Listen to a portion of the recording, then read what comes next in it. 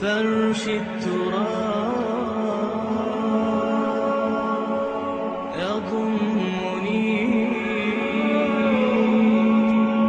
وهو غطاء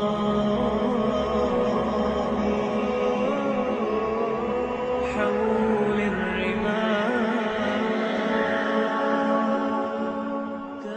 حضرت عمر ہمیشہ حضرت ابو بکر سے نہ کوشش کرتے تھے آگے نکل جاؤں آگے نکل جاؤں آگے نکل جاؤں، ساری زندگی موقع نہ بن سکا. تبوک کا موقع آیا تو اللہ کے نبی نے کہا مال خرچ کرو.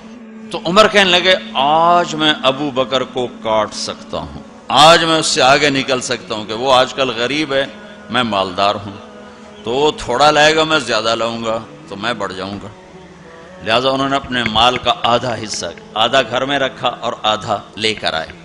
ابو بکر نے جھاڑو پھیر دیا، جو کچھ تھا وہ سارا سمیٹ کے لے آئے. جب دونوں پراپرٹی سامنے رکھی گئیں تو حضرت عمر کی بہت زیادہ نظر آ رہی، ابو بکر کی بہت تھوڑی نظر آ رہی. لہذا حضرت عمر بڑے اطمینان میں کھڑے کہ آج جیت خطاب کے بیٹے کی ہے.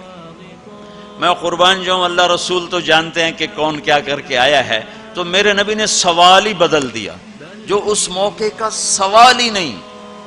میرے نبی نے پوچھنا یہ تھا ابو بکر کتنا لائے ہو، عمر کتنا لائے ہو، اور یہی اس موقع کا سوال ہے.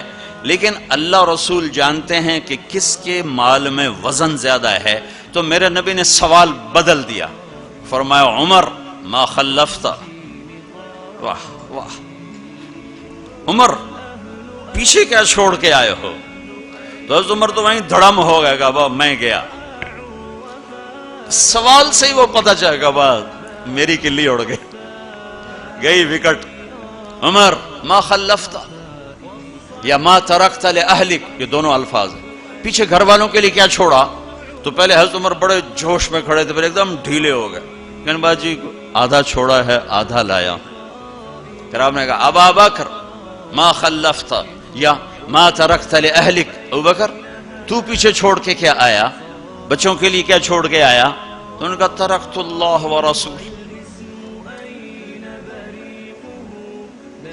میں تو اللہ اس کے رسول کو چھوڑ کے آیا ہوں، باقی سب کچھ لے آیا. تو اس پر عمر کہنے لگے ابو بکر میں نہیں تجھ سے آگے بڑھ سکتا، کوئی بھی تجھ سے آگے نہیں بڑھ سکتا. اور اگلی سنو،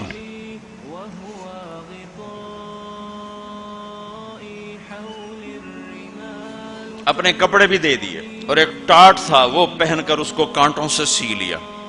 تو جبریل آئے، کہنے لگے یا رسول اللہ، اللہ تعالیٰ پوچھ رہے ہیں کہ ابو بکر نے یہ ٹاٹ کیوں پہنا ہوا ہے؟ تو آپ نے کہا کہ ابو بکر نے سارا کچھ اللہ اس کے رسول پہ لگا دیا ہے اس لیے یہ پہنا ہوا ہے. تو کہا یا رسول اللہ، اللہ